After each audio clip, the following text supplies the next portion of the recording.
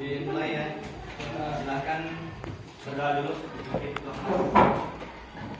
Siap. Sebelum belajar, alangkah baiknya berdoa dalam hati. Mulai.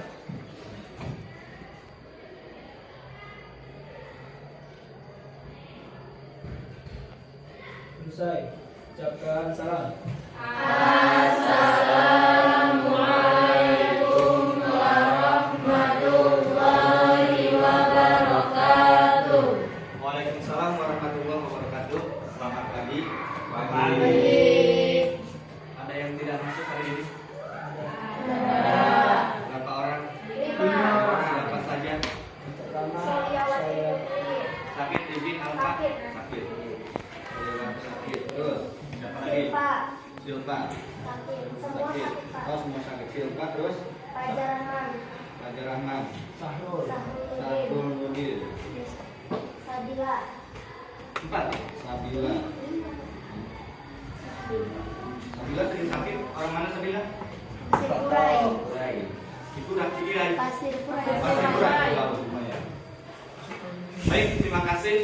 Mudah-mudahan yang lagi sakit kita doakan cepat sembuh. Amin. Sekarang cuaca tidak menentu, kadang kemarau, kadang hujan, jadi kalian harus menjaga diri kalian masing-masing. Usahakan bisa minum air putih yang sebanyak-banyaknya, ya, supaya kondisi tubuh kita terjaga. Nah, untuk pembelajaran kali ini karena kita akan melanjutkan minggu yang lalu. Walaupun kemarin karena terpotong oleh kegiatan maulid kalau tidak salah ya, peringatan maulid, tapi kita hari ini mulai lagi dengan melanjutkan minggu yang lalu masih berkaitan dengan hukum. Kebetulan tadi di upacara sudah dijelaskan yang seperti apa disiplin itu. Kemarin hukum kan kata masyarakat kalau ada polisi itu dikatakan sebagai hukum. Nah, berarti hukum itu adalah apa kemarin? Hukum. Peraturan. Nah, kita karena melanjutkan sub-pokok materi tentang perlindungan dan penegakan hukum di Indonesia, maka sub yang akan kita bahas sekarang adalah hakikat perlindungan dan penegakan hukum. Hukum atau hukum ditegakkan. Ya, kalian tadi sudah dijelaskan oleh Pak Kepala di upacara, kalau kalian disiplin itu merupakan bagian daripada peraturan yang ada di dalam hukum itu sendiri. Mari kita lihat. Yang akan kita bahas adalah ini yang pertama tentang hakikat perlindungan dan penegakan hukum. Mohon dicerna nanti masing-masing kelompok karena nanti ada kuis dan kuis itu akan mendapatkan sebuah hadiah seperti minggu yang lalu Wira yang mendapatkan juaranya gitu. Ya. Nanti di minggu ini siapa yang akan mendapatkan juaranya berkaitan dengan pembelajaran kali ini. Lanjut. Mohon lihat di sini bahwa yang dikatakan perlindungan hukum. Nah, di sini dijelaskan oleh Andi Hamzah menerangkan bahwa yang dikatakan melindungi hukum itu upayanya. Kalian kan harus berupaya agar hukum itu tegak, ketertiban di sekolah ini tegak, berdiri dengan bagus, disiplinnya dengan bagus, teratur. Karena kemarin dijelaskan di minggu yang lalu bahwa hukum itu adalah pagar, pembatas. Agar hukum itu atau dengan adanya hukum itu tidak semerawut. Misalkan di lalu lintas kan ada peraturan.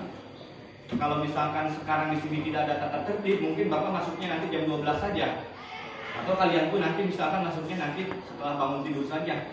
Tidurnya nanti setelah siang, setelah beres semuanya kenyang baru sekolah. Tidak seperti itu. Karena di sini ada peraturan yang berkaitan dengan hukum.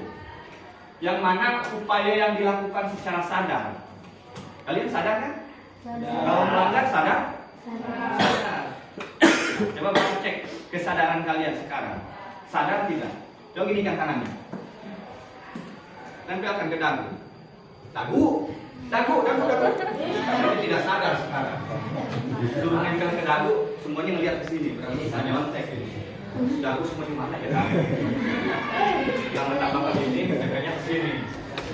Dari dagu. Berarti kalian itu sekarang masih belum sadar di belajar kali ini. Belum mendengar, hanya mendengarkan saja, melihat saja, tidak mendengarkan. Ya, gitu. Tepuk tangan.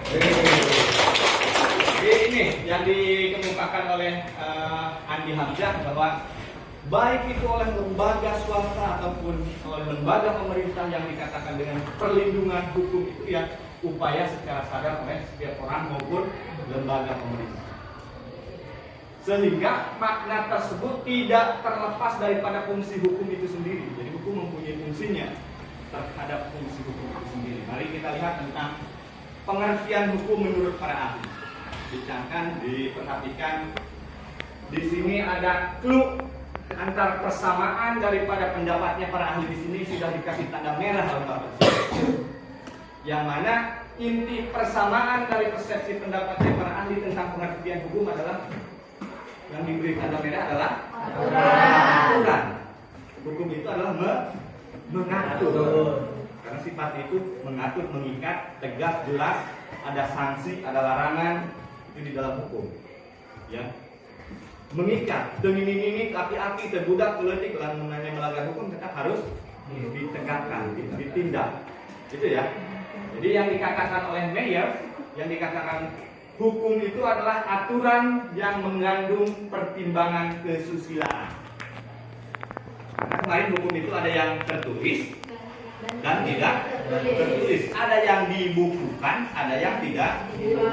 Yang tertulis misalkan undang-undang, itu adalah hukum. Yang tidak tertulis kebiasaan misalkan. Di dalam masyarakat adat kan tidak tertulis aturan hukumnya. Sehingga hukum itu ada yang tertulis, ada yang tidak tertulis sesuai dengan BW-nya, Burger Wetbook yang sudah dibukukan. Ini ya. Kemudian Landemit mengatakan bahwa yang dikatakan hukum juga adalah aturan tingkah laku anggota masyarakat. Nah, di dalam masyarakat kita ini mengaturnya. Sehingga masyarakat itu bisa tertib, indah, nyaman, kenyamanan, keindahan itu ada di dalam aturan-peraturan hukum yang dibuat baik oleh swasta atau lembaga pemerintah atau masyarakatnya. Kemudian menurut Atre, yang dikatakan dengan hukum yaitu peraturan, perintah, dan larangan. Nah, di sini ada perintah. Oh, kalian harus gini itu perintah. Tapi dilarang juga biar tertib. Makanya harus ada perintah dan larangan. Selain pemerintah juga ada larangan. Itu jadi yang dikatakan hukum menurut para ahli. Nanti dikeluarkan juga di dalam UAS nanti sebagian pendapat ini. Kalian harus bisa membedakan antara pendapatnya Meyers, kemudian pendapatnya Leon Dewey, Atre, tapi kesamaannya adalah semuanya adalah peraturan atau aturan. Gitu, paham ya? Nah, lanjut. Kita lihat penggolongan hukum. Nah, hukum itu ternyata ada golongannya, bukan golong-golong yang dibulat-bulat, tapi kita membedakan tentang hukum. Kita lihat tadi bahwa hukum itu berdasarkan wujudnya ada yang tertulis, ada yang tidak tertulis. Contohnya tadi yang tertulis itu adalah undang-undang, yang tidak tertulis bisa kebiasaan. Kemudian berdasarkan ruangnya itu hukum terbagi ke dalam hukum lokal, nasional, dan internasional. Lokal misalkan di masyarakat Baduy, pamali itu dijadikan sebagai hukum, tapi hanya berlaku di masyarakat itu sendiri, hanya tidak berlaku di masyarakat kita misalkan. Karena kita mengandung hukum nasional, yang gitu. Tapi di hukum adat juga ada tentang hukum lokal. Misalkan di masyarakat di mana di Aceh, itu ada hukum lokal juga di Aceh. Kalau misalkan berzina, cambuk dan lain sebagainya, gitu ya. Itu ada. Hukum internasional juga ada. Ini berlaku di seluruh dunia, di negara-negara yang ada. Itu berdasarkan ruangnya. Kemudian berdasarkan waktunya ada konstitutum, ius constitutum. Nah, sinang ius constitutum. Jadi yang dikatakan dengan ius constitutum adalah hukum yang berlaku pada saat sekarang, pada masa ini, pada masyarakat yang bernegara. Hukum pidana, hukum acara pidana. Mun kawin dicerai ke hukum mana?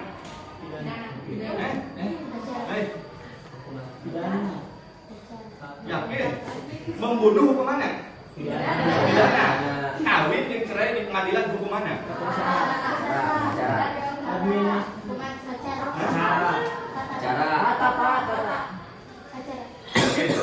Bapak waris kemudian sering bunuh hukum mana? Apa bedanya hukum pidana dengan hukum acara pidana?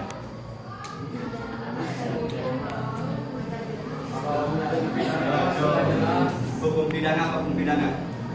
Hukum pidana sesuatu yang